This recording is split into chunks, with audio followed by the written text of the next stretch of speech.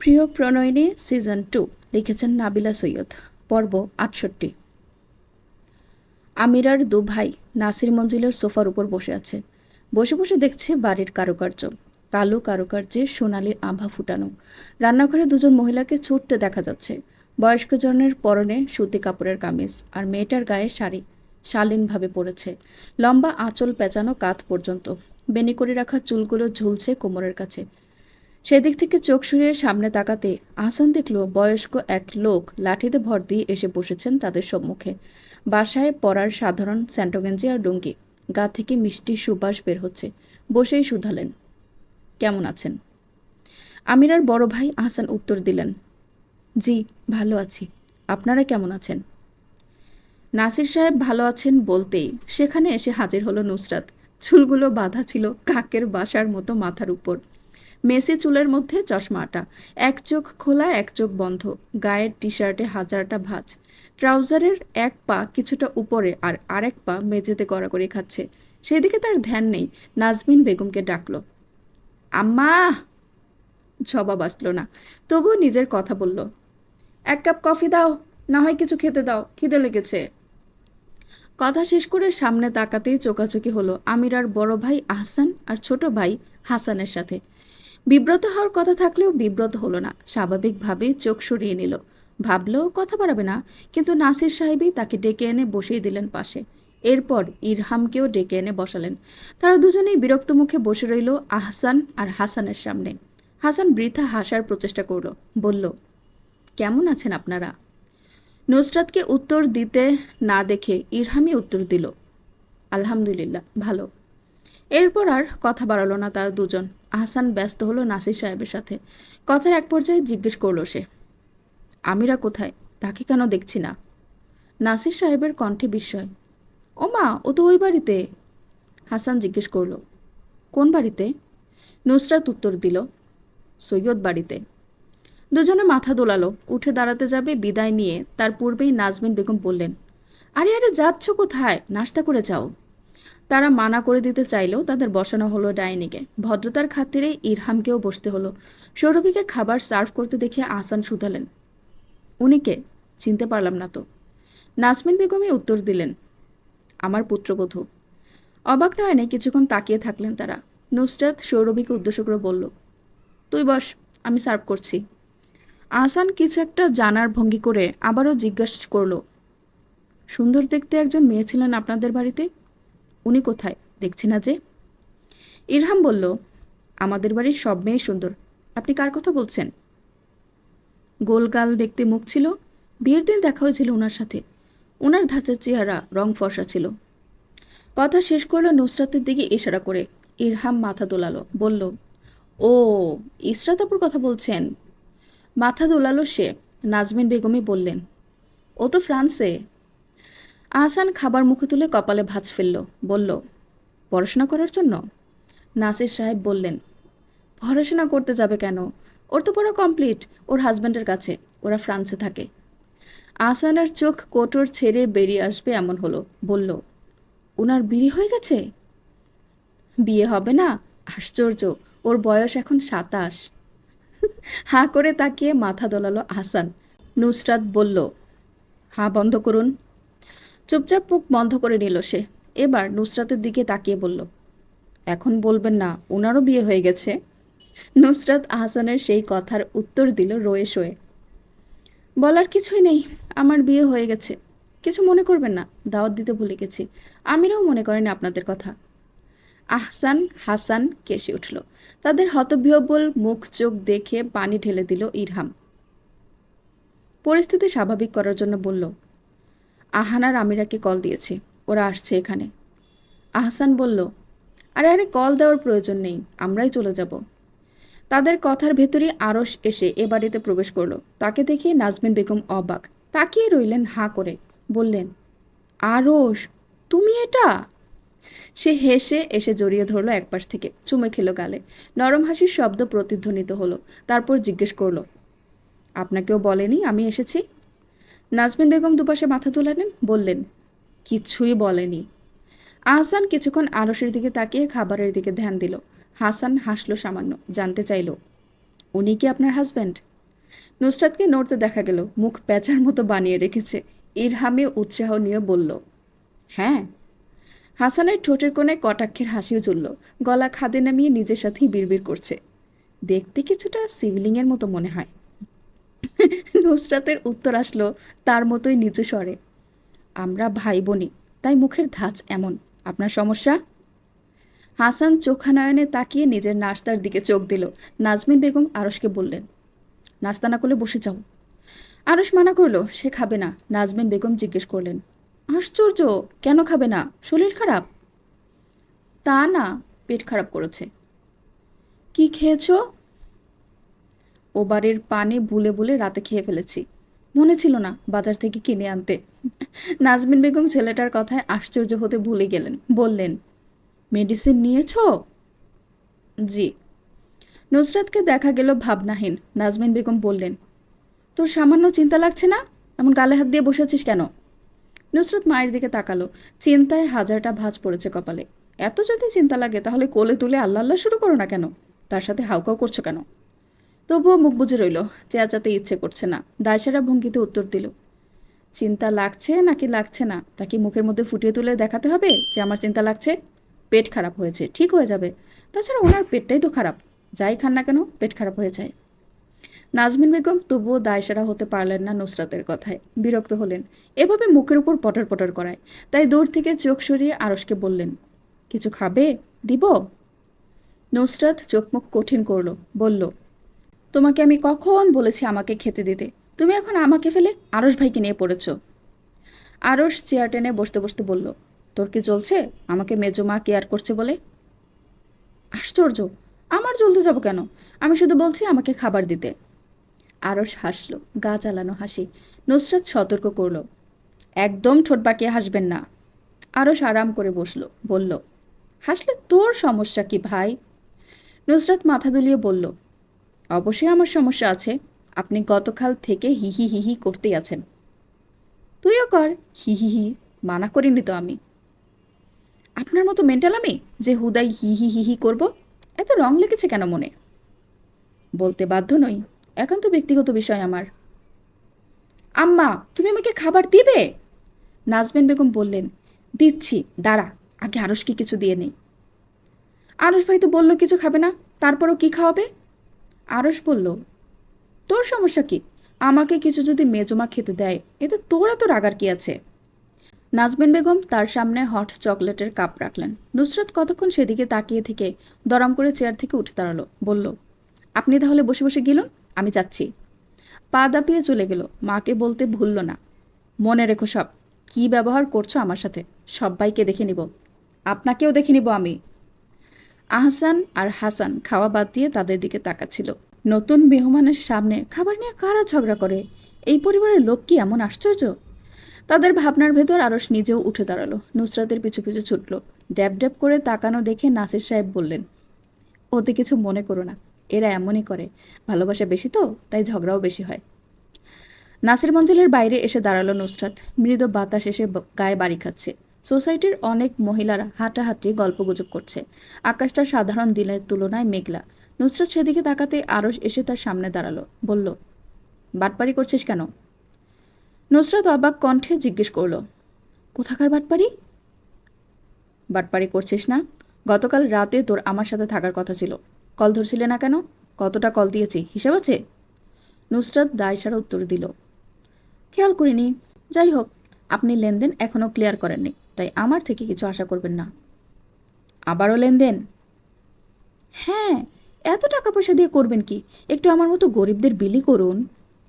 আরশ পকেটে হাত দিয়ে ঝুঁকে আসলো নুসরাতের দিকে। তার পরনে লোয়ার নেক ট্যাঙ্ক টপস, উপরে কালো রঙের জ্যাকেট, বুকের অধিকাংশ উন্মুক্ত, তাই সেদিকে চোখ গেল একবার নুসরাতের, পরপর আবারও চোখ সরিয়ে নিল সে। আরশ ফিসফিস করে বলল, আমি টাকা পয়সা পাবো কোথায়? আমি কি কয়েকটা আয় করি? নুসরাত চোখা নয়নে তাকে দেখল, বলল, আয় করেন না? আপনি বেকার? অবশ্যই আমি বেকার। নুসরাত পকেট হাতড়ে কার্ড বের করলো, দেখিয়ে জিজ্ঞেস করলো, এটা তাহলে কার? বেকার তাহলে বড়লোকের কার্ড নিয়ে ঘুরছেন কেন? আরেশ আরেকটু কাজ ঘেঁষল, নুসরাতের মুখের কাছে নিয়ে মুখ ঠেকালো। তার নাক স্পর্শ করলো নুসরাতের নাকে, বলল, তোর কি আমি কাছে আসলে দুনিয়ার সব লেনদেনের কথা মনে পড়ে? হুম, আমি কি টাকার পাহাড় নিয়ে ঘুরছি? অবশ্যই। তোর লেনদেন সব ক্লিয়ার করা। আপনারও পাওনা আপনাকে মিটিয়ে দেওয়া হয়েছে। কখন? গতকাল। প্রমাণ কি? ত্যাক্ত শ্বাস ফেলে বলল, আপনার কি বিরক্ত লাগে না? এত বিরক্ত করছেন কেন আমাকে? আরস অবাক হয়ে জিজ্ঞেস করলো, আমি বিরক্ত করছি? তো করছেন না, আসছেন থেকেই হিসাব ক্লিয়ার করতে চাচ্ছেন। এই, আপনি কি এডিক্টেড? হিসাব ক্লিয়ার করলামই তো গতকাল। আর কি চাই আপনার? আমার জান নিয়ে নিতে চান? এই মুহূর্তে তোমাকে পুরোটা পেলেই হবে, জানের প্রয়োজন নেই। নুসরাত ঠোঁটের কোণ উচালো শ্লেষ করে বলল, আরস ভাই, একটা কথা বলি। বল। এমন উইয়ার্ড লাইন আমার সাথে বলবেন না, শুনলেই গাগুলায়। আরস তার দিকে গ্রীবা সামান্য ঝোঁকালো। কেন সুইটহার্ট, সমস্যা কি? নুসরাত আরসকে দূরে ঠেলে দিয়ে বলল, দূরে দূরে, গায়ের উপর উঠে আসবেন না। আরস চোখ মুখ কালো করে বলল, তো সমস্যাটা কি? নুসরাত রাগ করল, আমার আবার কি সমস্যা হবে? অবশ্যই তো সমস্যা আছে, না হলে এমন ব্যবহার কেন? আমার ব্যবহারই এমন। হুম, তুই আমার সাথে নাটক করছিস? আশ্চর্য, আপনার সাথে আমি নাটক করব কেন? ন্যাকামি করবি না একদম। আমি ন্যাকামি করছি? হ্যাঁ, করছিস। তাহলে এই ন্যাকার কাছে কেন এসেছেন? যান, তুই গিয়ে মরুন। তুই আমাকে মরতে বললি? হ্যাঁ, বলেছি। সমস্যা? আরস কিছুক্ষণ নুসরাতের মুখের দিকে তাকিয়ে মুখ ফিরিয়ে নিল। তাদের ঝগড়া এতক্ষণ দাঁড়িয়ে দেখছিলেন একজন ভদ্র মহিলা। জিজ্ঞেস করলেন, তোমরা স্বামী স্ত্রী? দুজনে দুজনের থেকে দূরে চলে গেল ছিটকে। সমস্বরে বলল, না, একে আমি চিনি না। আরসের কথা নুসরাতের কানে আসতে চোখ ছোট ছোট করে সে তার দিকে এগিয়ে গেল আঙ্গুল তুলে। শাসিয়ে জিজ্ঞেস করল, মিথ্যে বললেন কেন? আরস চোখ ছোট ছোট করে অবাক কণ্ঠে জানতে চাইল, কি মিথ্যা বলেছি? নুসরাত তার মুখের উপর আঙ্গুল তুলে বলল, মিথ্যা বলেননি আপনি। আরসের চোয়াল ঝুলে গেল। দুপাশে মাথা দোলালো নিষ্পাপ ভঙ্গিতে। নুসরাত হাত তুলে তার চোখের দিকে তাক করে বলল, এখন এমন নিষ্পাপ চোখ বানাচ্ছেন যেন জীবনে মিথ্যা কথা বলেন না আপনি। ভদ্রমহিলা থামানোর চেষ্টা করলেন, বললেন, আরে আরে করছো কি? নুসরাত তার দিকে তাকালো চোখ দুটো শুরু করে বলল, আমাদের কথার মধ্যে বাহাত ঢোকাবেন না। ভদ্রমহিলার দিকে চোখ সরিয়ে নিতেই তিনি চলে গেলেন তাদের ছেলে। তাদের উপর তাদেরকে ছেড়ে দিলেন। নুসরাতের সেই সময়ের কথার আরস উত্তর দিল, আমার চোখ এমনই। তাছাড়া তুই এক কথা থেকে অন্য কথায় যাচ্ছিস কিভাবে? তাহলে আগের কথাই যাই। আপনি কেন মিথ্যা বললেন? আমি আপনার স্ত্রী না?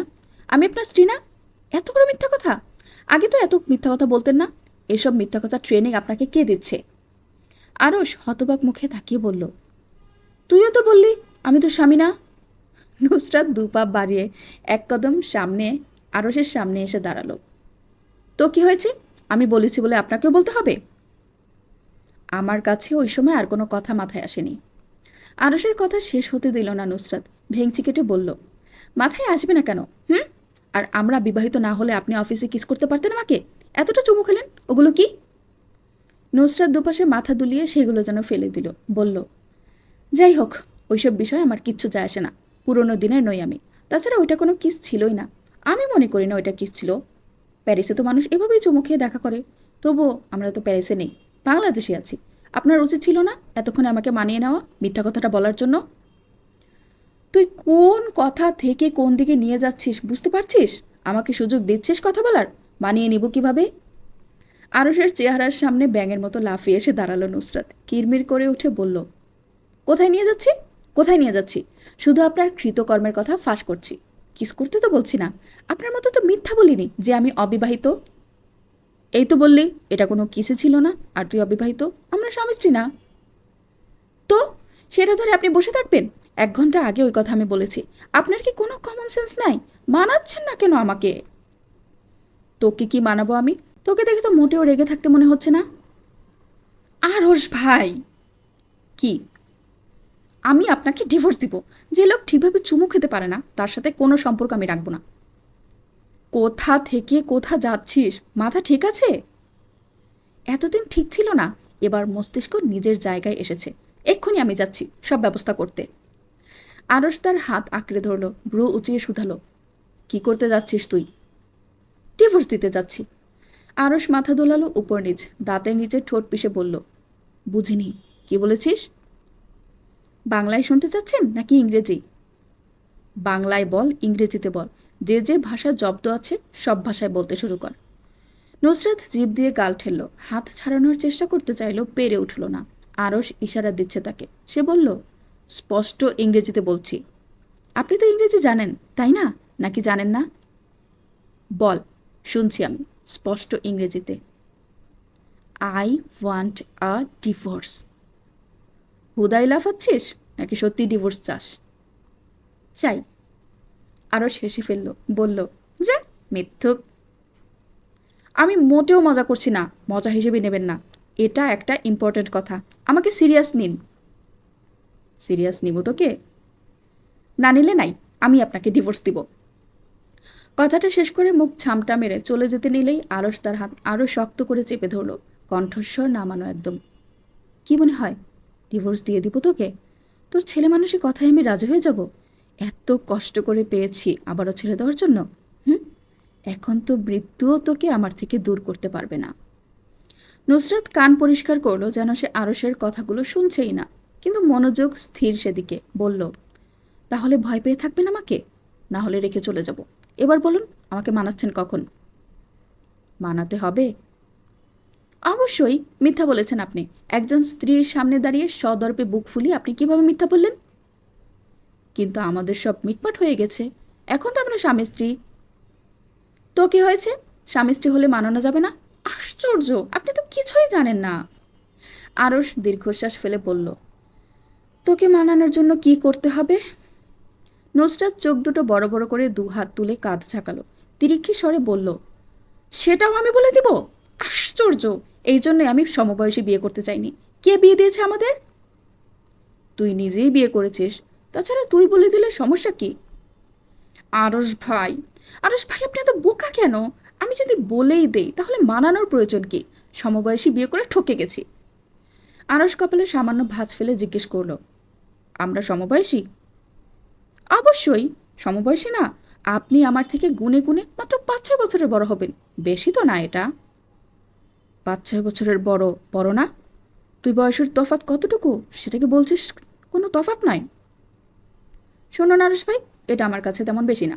আমি ভাবতাম আমার বিয়ে হবে খুব বড় বয়সের লোকের সাথে, যে আমাকে রাগ করলে সারপ্রাইজ দিবে, কিন্তু বিয়ে হয়ে গেছে আপনার সাথে।